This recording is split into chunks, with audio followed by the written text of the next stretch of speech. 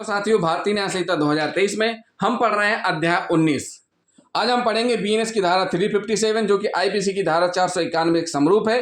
असहाय व्यक्ति की परिचर्या करने की और उसकी आवश्यकताओं की पूर्ति करने की संविदा का भंग के विषय में। इस धारा में उन सेवकों को दंडित किए जाने का प्रावधान है जो असहाय व्यक्तियों की सेवा करने और उनकी सहायता करने के उद्देश्य से संविदा के अंतर्गत नियुक्त किए गए हैं, परंतु वे इस संविदा के अनुपालन में लोप करते हैं या उसे भंग करते हैं। इस धारा के संदर्भ में असहाय व्यक्तियों में किशोर, वयस्क, चित्त व्यक्ति, रोगी, शारीरिक दुर्बलता से ग्रसित व्यक्ति आदि का समावेश है।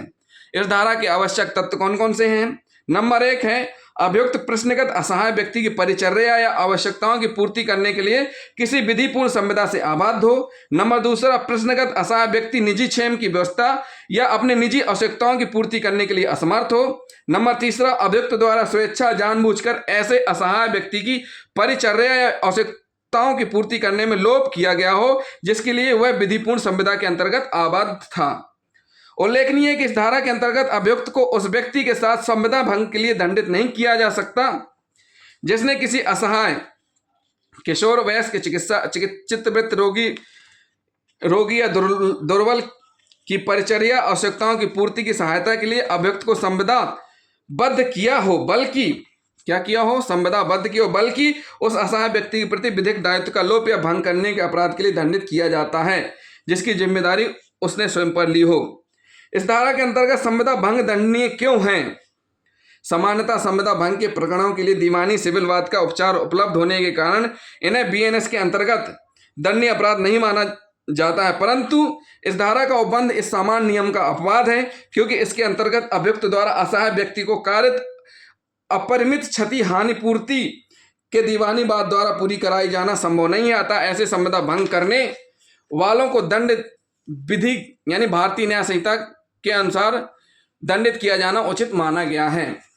इस धारा के प्रावधान ऐसे नौकरों के प्रति लागू नहीं होंगे जिन्हें किसी संविदा के अंतर्गत घरेलू काम करने, रसोई बनाने या मासिक वेतन पर सामान्य कर्तव्यों को निभाने के लिए नियुक्त किया जाता है। इस संदर्भ में बिट्टू बनाम सम्राट का वाद उल्लेखनीय है। इस वाद में अभियुक्त एक रसोइया था जिसने उस समय नौकरी छोड़ दी जब परिवादी की पत्नी गंभीर रूप से बीमार थी और अपनी आवश्यकताओं की पूर्ति स्वयं नहीं कर सकती थी।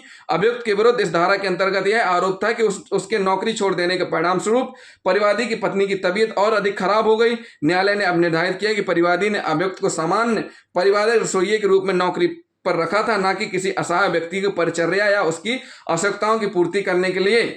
अतः अभियुक्त को इस धारा के अपराध का दोषी नहीं माना।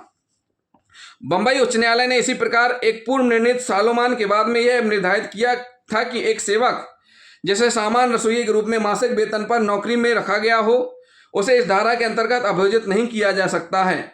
इस बात में पारिवारिक रसोइये के रूप में नियुक्त अभियुक्त ने स्वयं को उस समय काम से अनुपस्थित रखा जब परिवादी की पत्नी बीमार थी। तथ्यों के आधार पर साबित किया गया कि अभियुक्त केवल खाना बनाने के लिए नियोजित किया गया था, न कि परिवादी की बीमार पत्नी की देखभाल के लिए। अतः वह किसी संविदा के अंतर्गत परिवादी की पत्नी की बीमारी की दशा में उसकी देखभाल करने के लिए विधि द्वारा आबद्ध नहीं था। इसके अलावा अभियुक्त ने यह भी साबित किया कि वह स्वयं के बच्चों की बीमारी के कारण अपने कार्य से अनुपस्थित था। अतः न्यायालय ने अभियुक्त को दोषमुक्त कर दिया। उल्लेखनीय है कि भारत के विधि आयोग ने अपनी 42वीं रिपोर्ट में यह अनुशंसा की थी कि इस अध्याय को हटा दिया जाए जिसमें केवल 2 धाराएं अर्थात 490 और 491 हैं और जिनके अंतर्गत संविदा भंग को दंडनीय अपराध माना गया। आयोग का सुझाव था कि इसके स्थान पर निजता के अधिकार के हनन को इस अध्याय में दंडनीय अपराध के रूप में समाविष्ट किया जाए जिसे निजता के विरुद्ध अपराध शीर्षक देना उचित होगा। तथापि केंद्र सरकार ने आयोग के इस सुझाव को स्वीकार नहीं किया था। तो साथियों, ये एक ऐसी धारा है जिसमें स्पष्ट किया गया है कि अगर किसी को इस संविदा के साथ यानी इस कॉन्ट्रैक्ट के साथ काम पर रखा जाता है कि वह असहाय, दुर्लभ, शारीरिक रूप से जो विकृत हैं, बीमार हैं, उनकी देखरेख करेगा और वह नहीं करता है, लोप करता है, तो उसको दंडित किया जाएगा जिसमें दंड का प्रावधान है 3 माह तक का कारावास, जुर्माना जो कि 5,000 रुपये तक का हो सकेगा, दोनों से दंडित किया जाएगा सिद्ध दोष होने पर। तो साथियों, जिन साथियों ने अभी तक हमारा चैनल सब्सक्राइब नहीं किया, हमारे चैनल को जरूर सब्सक्राइब कर लें। वीडियो को लाइक और शेयर करना ना भूलें, साथ ही साथ कमेंट भी करते जाएं। थैंक यू दोस्तों।